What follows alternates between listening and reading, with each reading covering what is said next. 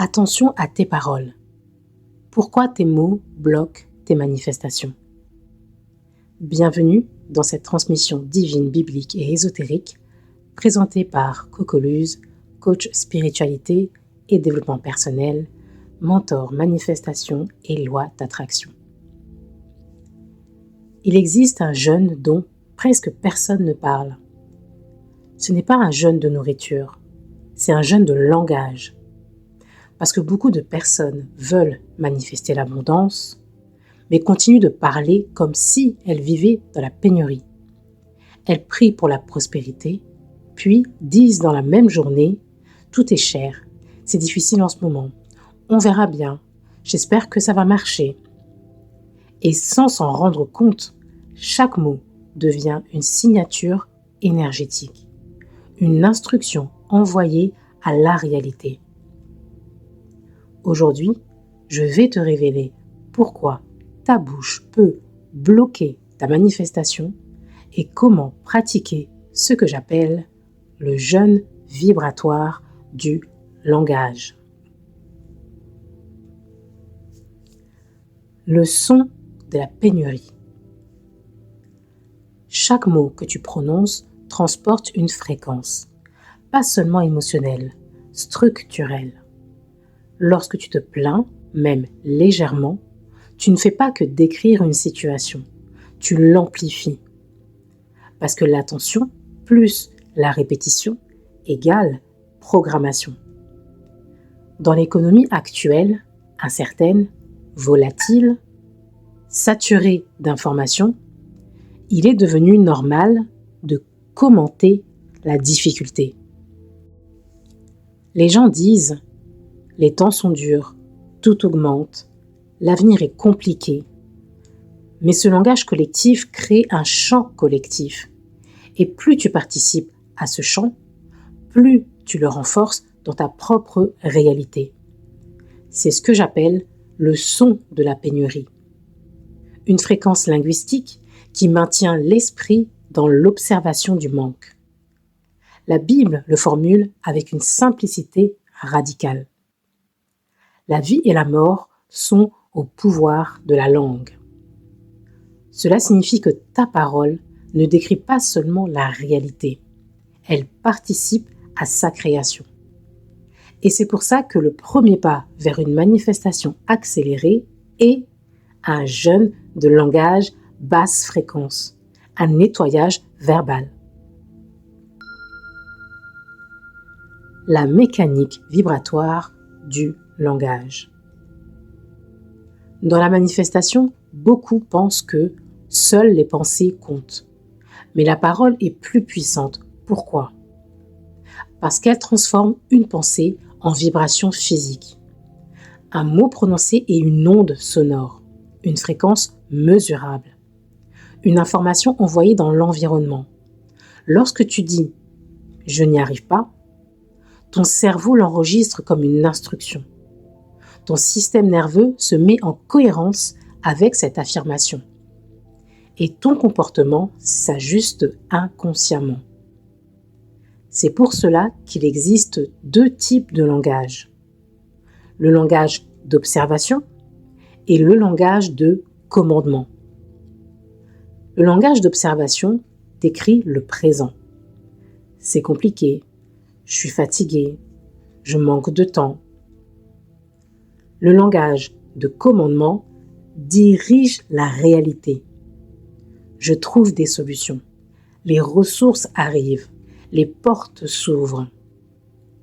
La majeure partie des gens parlent comme des observateurs. Les créateurs, par contre, parlent comme des architectes. La purge du lexique. Si tu veux manifester plus vite, certaines expressions doivent disparaître immédiatement de ton vocabulaire, parce qu'elles créent une distance permanente entre toi et ta réalité désirée.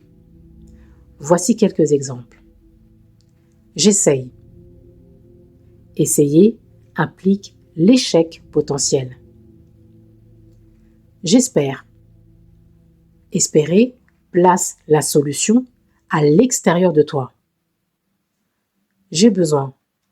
Besoin signale le manque. C'est difficile. Cette phrase programme ton cerveau pour chercher des obstacles.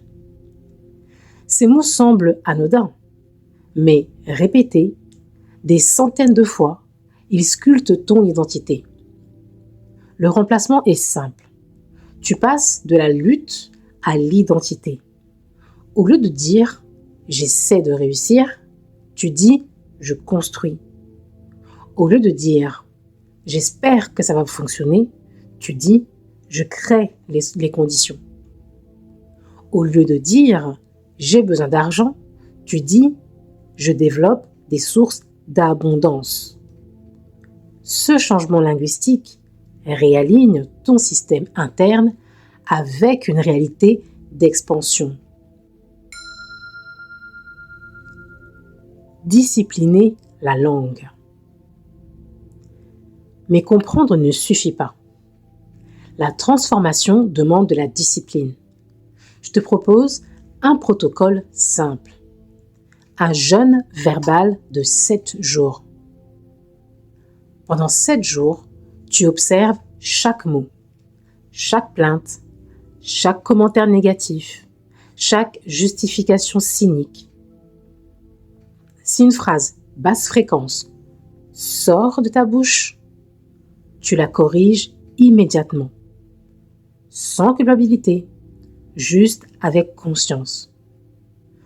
Tu remplaces la description du problème par la direction de la solution. Tu apprends aussi une autre compétence rare, le silence intentionnel.